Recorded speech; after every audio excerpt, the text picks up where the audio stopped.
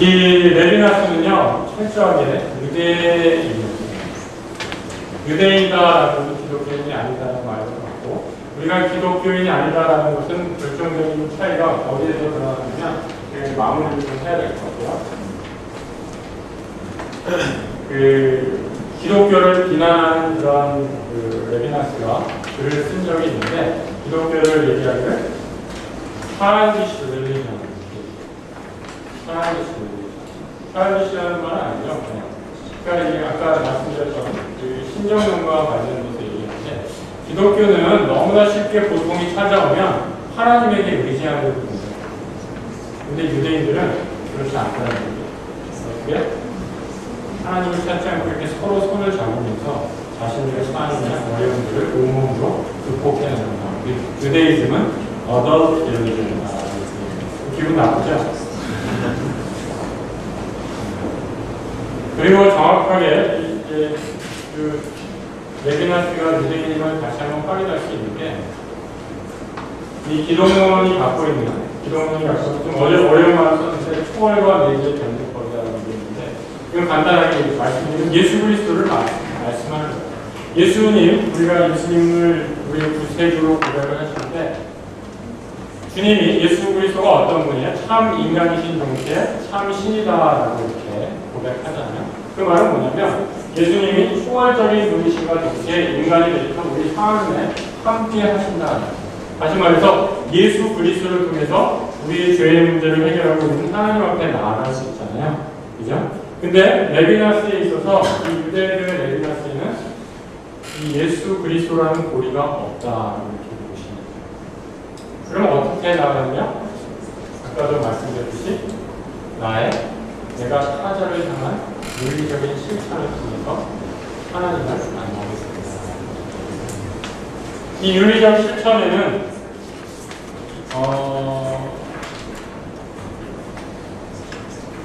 아까도 말씀드렸듯이 굉장히 구체적이고 자신의 삶을 헌신하는 그런 노력이 필요하잖아요. 굉장히 부담스러운 건 사실이에요. 과연 인간이 타자를 위해서 이렇게 100% 헌신할 수 있을까라는 그런 고민을 한번 제기해보고, 근데 저는 개인적으로 기독교 신학자 입장에서 레비나스의 인간관이 이제 죄인이기 때문에 레비나스처럼 하려고 못할 거예요. 내가 어떻게 감히 타자를 위해서 내가 어떻게 전적으로 이렇게 헌신할 수 있을까? 저는 자신이 솔직히 없어요. 그러니까 제가 그렇죠? 윤리적 실천만으로 과연 그건 가능합니다. 이제 레비나스의 타자 유대를 가르쳐서 주위시 휴머니즘이다. 유대교적 인본주의다. 그러니까 레비나스는 이 말을 들으면 좀 아마 반론을 제기할 거예요. 왜냐하면 이제 그는 레비나스가 이 초월을 경험할 수 있는 유일한 길은 우리가 이제 홀로코스트를 겪으면서 결국 우리가 초월을 안다는 게 뭐냐? 이 초월이라는 건 형이상학적인 세계, 저 피 안의 세계에 존재하는 게 아니라 이 땅에서 바로 내 이웃, 고아와 바보와 나그네와 같은 사람에게 정말 그들과 함께 하는 것이 내가 이 땅에서 하나님을 경험할 수 있는 유일한 길이다. 그러니까 레비나스는 이 소위 의뢰들이죠. 계시. 우리는 이제 특별 계시할 때,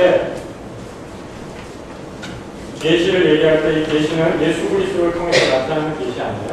근데 레비나스에 있어서 계시, 유대교적인 계시는 바로 굉장히 윤리적인 차원의 계시다. 내가 남을 돕는 가운데, 타자를 위해 나의 삶을 전폭적으로 드리는 가운데, 그 가운데 하나님을 만나.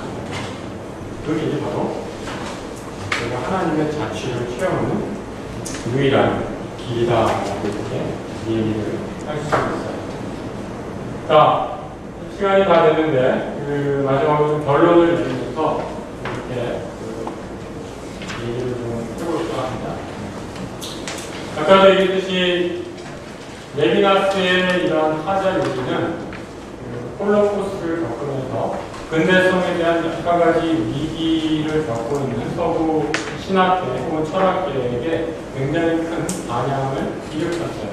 그가 가지고 있는 소위 말하는 타자에 대한 의미는 그냥 서구 철학이 수백 년 동안 내려왔던 근대 인류에 가져왔던 주체 중심의 철학, 그러니까 내가 제일 중요하다라는 소위 주체 중심의 철학을 완전히 줬고 타자가 우선이다라고 이렇게 새로운 전혀 역발상적인 철학적인 시스템을 이렇게 제시했기 때문에 굉장히 큰 그 반향을 갖고 왔고 레비나스 이후에 많은 소위 포스트 모던 철학자들, 신학자들이 레비나스의 철학에 열광하고 있고 바로 그런 이유 중에 하나가 아닌가 생각을 해요.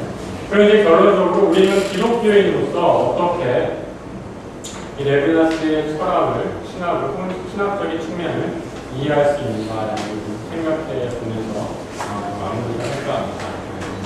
저는 레비나스가 비록 유대인이고 예수 그리스도를 모르지만 분명히 우리가 기독교적인 입장에서 사용할 수 있고 또 기독교적인 입장에서 그를 새롭게 바라볼 수 있는 여지는 얼마든지 열려 있다.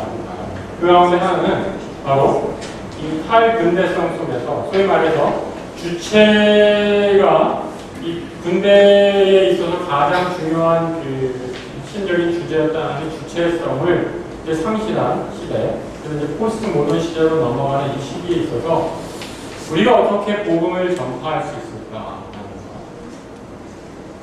우리가 기독교의 복음, 예수 그리스도의 복음을 어떻게 전파할 수 있을까? 그것은 결국은 레비나스가 얘기했듯이 타자와 함께하는 삶에서 시작돼야 되지 않나 생각합니다. 단순하게 내가 복음을 외치고 그냥 예수 천당 불신 지옥 이 차원에서 그냥 복음을 딱 선포하고 마는 것이 아니라 이제는 좀 더 타자의 삶에 들어가서 그들과 함께하는, 제가 여기 써놨죠? 타자를 단순히 돕는 처를 넘어서 타자와 함께하는 삶으로 들어가라는 것이 레비나스가 기독교 신학에 또는 우리 기독교인에게 주는 도전이 아닌가라는 생각을 해봅니다. 이건 굉장히 사실 챌린징한 그 도전이죠. 우리가 그냥 한번 도울 수는 있죠. 뭐 자선할 때 한번 돕고 여러 가지 기부를 할 수 있고. 근데 제가 좀 도발적으로 질문하면 거지를 한번 도울 수 있지만 거지와 같이 사는 건 완전히 다른 문제잖아요. 그렇죠? 근데 레비나스는 지금 자신의 삶 속에서 거지와 같이 살라고 우리에게 도전하고 있는 거거든요. 그것이 바로 네가 하나님의 자치를 경험할 수 있는, 이 땅에서 하나님의 자치를 경험할 수 있는 유일한 길이다. 그러니까 굉장히 레비나스가 우리 기독교 신학에 주는 도전이 굉장히 크다라는 생각을 해보고, 또 하나는 이건 제가 쓰지 않았지만 아까 고통의 문제를 잠시 얘기했는데 저는 이제 우리 기독교인 입장에서, 저는 기독교적인 입장에서 레비나스의 이 고통에 대한 지적은 우리 기독교인이 정말 깊이 있게 반성해야 되지 않나라는 생각을 해봐요. 저는 개인적으로 고통의 문제를 우리가 어떻게 다 해결할 수 있겠어요. 근데 우리 학생들한테는 좀 제 경험을 하나 좀 얘기하면, 제가 아까 잠시 개인적인 말씀을 드렸는데 제가 제일 힘들고 어려울 때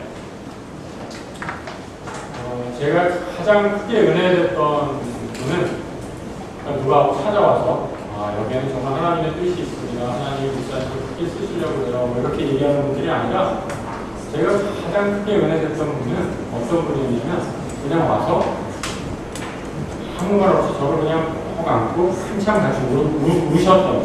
저에게 장로님 한 분이 있었어요. 그분이 제 마음에 가장 큰 은혜였어요. 아무 말씀도 안 했어요. 결국은 타자와 함께 한다는 게 그런 게 아닌가 생각했어요. 우리가 누구를 위로한다, 고통에 대해서 반응한다라고 했을 때 우리가 어떻게 남들의 고통, 남들의 어려움을 함부로 다 이해하고 해결해 줄 수 있겠어요? 다만 같은 마음을 가지고 내가 너와 지금 내가 네 고통을 다 모른다 할지라도 지금 내가 너와 함께 있고 싶다라는 그 마음을 표현해 주는 게 가장 좋은 위로가 아닐까. 아마 레비나스가 우리에게 이러한 도전을 주면서 이 기독교인이 갖게 되는 고통에 대한 새로운 이해도 이해를 또 제시해주고 있지 않나. 짧은 시간이지만 두서없이 얘기했는데 지금까지 경청해 주셔서 감사합니다. 고맙습니다.